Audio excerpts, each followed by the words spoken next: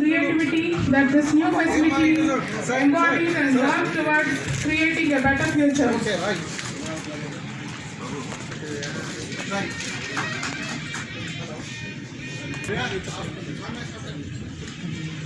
Distinguished policies are under implementation in the state. May we have the pleasure of inviting our esteemed Vice Chancellor to please deliver the welcome address.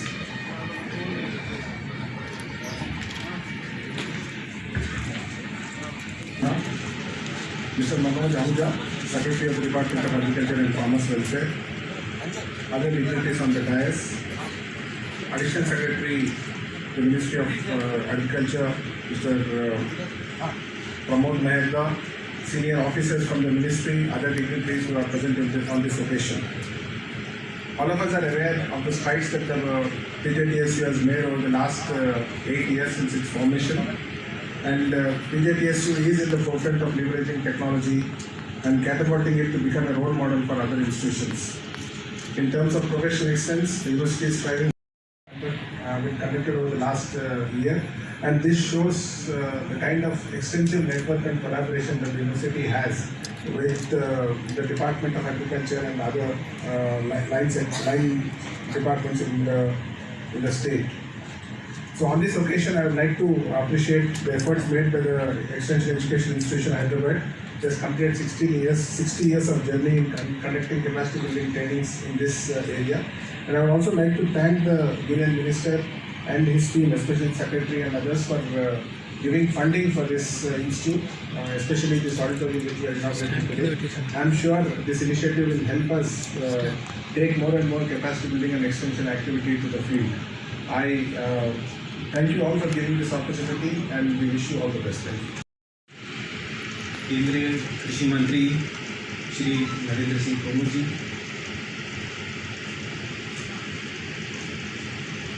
Telangana के कृषि मंत्री श्री सिंगी रेड्डी निरंजन रेड्डी गारू जी, तेलंगाना सरकार के कृषि सचिव रघुनंदन राव जी, मंच पे बैठे हुए निदेशक एक्सटेंशन सुधारानी जी और एक्सटेंशन सेंटर के डायरेक्टर निदेशक जगन मोहन रेड्डी जी, उपस्थित मेरे सहकर्मी विभाग से आए हुए वरिष्ठ अधिकारीगण, उपस्थित अतिथिगण, मीडिया के बंधु और अन्य भाई बहन जो यहाँ पर उपस्थित हैं, आप सबका इस सभा में स्वागत है। और विशेष करके भारत सरकार के सचिव कृषि छात्र श्री मनोज आहूजा IAS, तेलंगाना राज्य के सचिव श्री रघुनंदन राव IAS, इस एक्सटेंशन एजुकेशन सेंटर के प्रोफेसर्स और डायरेक्टर्स श्रीमती सुधारानी जी, श्री जगन मोहन रेड्डी जी,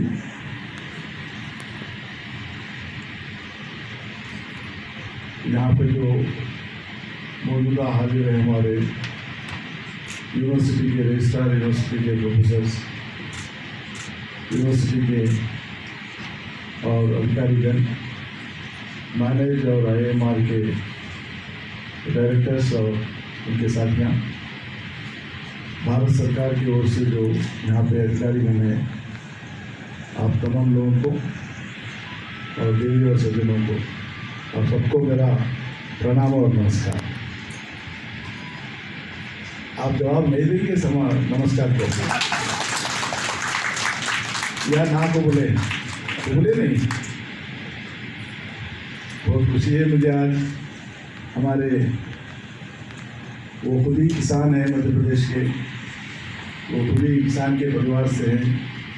उनको किसानों से प्यार है, उनको ये मुल्क के किसानों से प्यार है, मोहब्बत है। कुमार जी, आप जैसे किसानों के निशान है आज हिंदुस्तान में, आपको मेरे तरफ से और हमारे राज्य सरकार की तरफ से बहुत बहुत बधाई देता हूँ। और ये एक्सटेंशन एजुकेशन सेंटर के लिए इंफ्रास्ट्रक्चर, जो ऑडिटोरियम हो, जो क्लासरूम्स हो, लेबोरेटरी हो, कॉन्फ्रेंस हॉल हो, जितने भी सुविधाएं यहाँ पे आपके जानिब से हुए गए हैं, आप जो सपोर्ट किए हैं, मैं तहे दिल से आपको शुक्रिया अदा करता हूँ हमारे सरकार की ओर से। और यहाँ पे कायम रखेंगे कि इंस्टीट्यूट में जो काम होनी चाहिए वो बिल्कुल ये सदर्न स्टेट्स और उड़ीसा मिला के कुल मिला के 5 राज्यों का जो यहाँ पे शिक्षण होते रहता है हमेशा, वो अच्छे रिजल्ट्स देंगे। और जो इरादा और नेक इरादा जो नियत से यहाँ का ये इस्टेब्लिश हुआ था, वो ऑब्जेक्टिव अचीव करने के लिए हमारे साइंटिस्ट और हमारे फैकल्टी यहाँ के जो भी अधिकारीगण हैं दिल लगा के काम करेंगे और वो फ़ायदा जो है आपको दिखाएंगे, किसानों की भलाई के लिए होगा। आप तो जानते हैं कि तेलंगाना सरकार के ओर से सरकार बनी जब 9 साल पहले, और सिर्फ 9 साल के अंदर यहाँ पे जो मुश्किलात थे किसानों के लिए और क्षेत्र के लिए, वो तमाम दूर किए गए हैं। यहाँ पानी का सुविधा किया गया, पूरे तालाबों को जो है सो हम रिस्टोर किए हैं। 46,000 तालाबों को जो है सो वाटर बॉडीज़ को रिस्टोर किया है।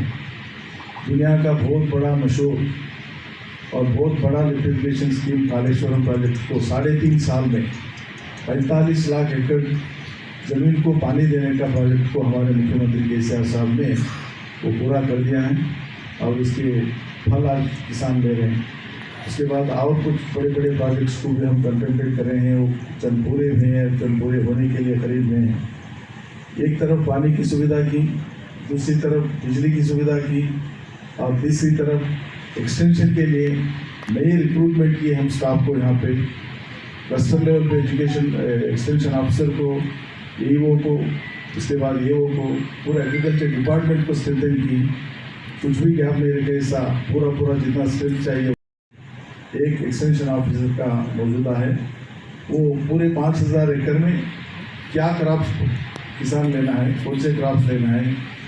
और कल्टीवेशन क्या है, कल्टीवेशन प्रैक्टिसेस क्या है, मतलब एग्रीकल्चर और हॉर्टिकल्चर को कंबाइन करके किसान को आगे कैसे ले चलना है। हर रोज़ाना वो एग्रीकल्चर एक्सटेंशन ऑफिसर अपने जुरिडिक्शन में जो है 5,000 एकड़ है, 5,000 एकड़ में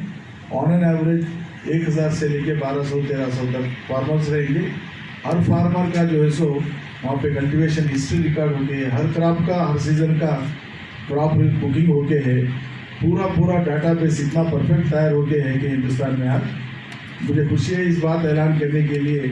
कि हमारा डाटा बेस जो है, आप पहली बार जब प्रधानमंत्री किसान योजना का किसानों को फ़ायदा 6,000 देने के लिए जो डाटा चाहिए था,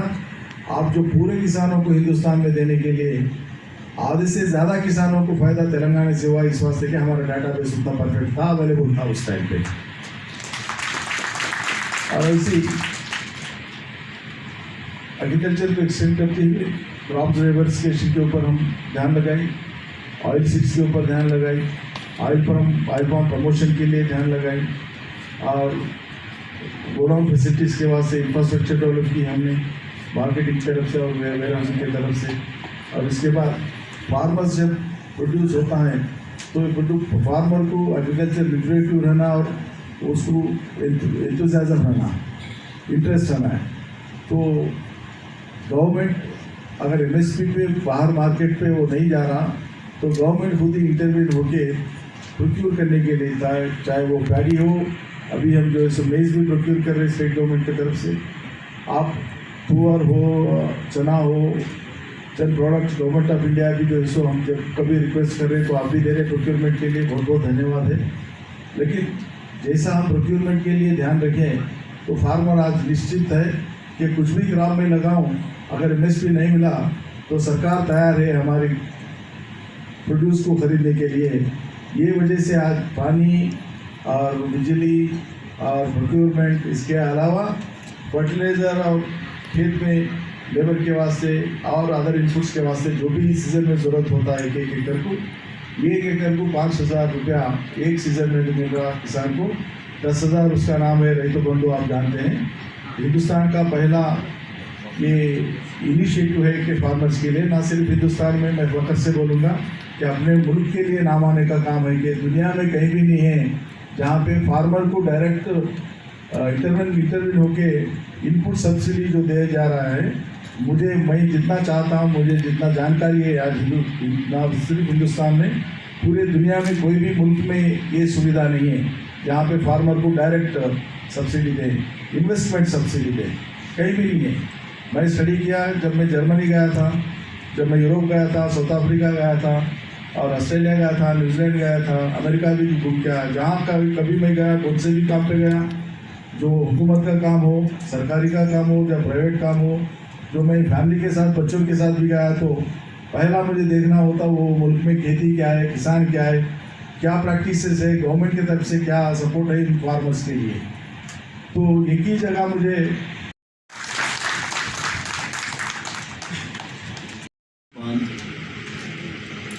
राज्य सरकार के लोकप्रिय और यशस्वी कृषि मंत्री माननीय श्री निरंजन रेड्डी गारू साहब, हमारे कृषि मंत्रालय के सचिव आदरणीय मनोज आहूजा जी, राज्य सरकार के प्रमुख सचिव आदरणीय रघुनंदन राव साहब, सुधा रानी जी, जगन मोहन रेड्डी जी, एडिशनल सेक्रेटरी भारत सरकार प्रमोद मेहता जी, इस अवसर पर उपस्थित केंद्र सरकार, राज्य सरकार के अधिकारीगण, संस्थान परिवार के सभी उपस्थित महानुभाव और पत्रकार मित्रों, आज का ये अवसर मेरे लिए निश्चित रूप से यादगार अवसर है।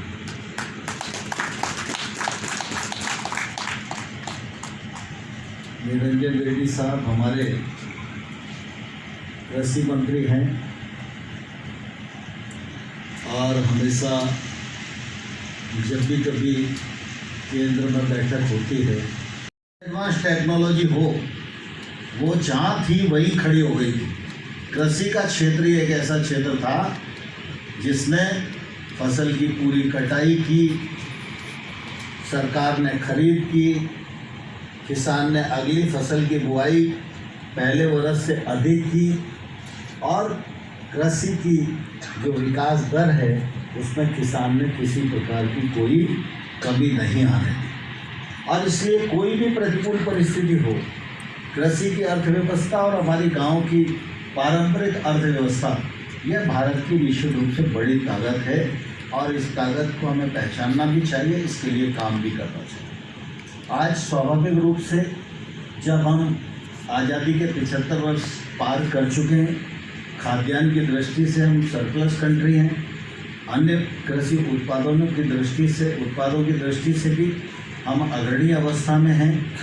और निर्यात की दृष्टि से भी अगर हम देखेंगे तो 4 लाख करोड़ से अधिक का निर्यात भी कृषि उत्पादों का हुआ है। यह भी अब तक की सबसे बड़ी वृद्धि है। हम ऑर्गेनिक फार्मिंग पर भी काम कर रहे हैं, नेचुरल फार्मिंग पर भी काम कर रहे हैं। यह काम भी बहुत शिद्दत के साथ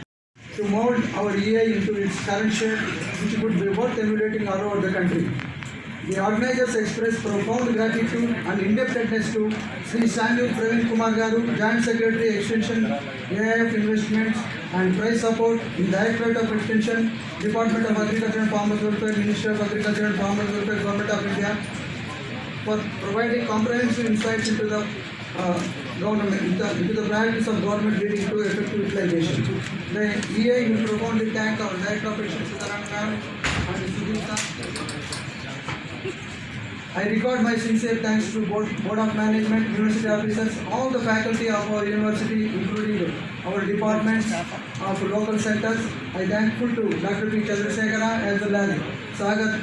Hanuman Singh, Director General of Management and MAPH, respectively heads of all the representatives of Government of India, research institutions for being with us today. I thank Mohan Reddy, the Estate Officer of this engineering section. Formal thanks and appreciation are also due to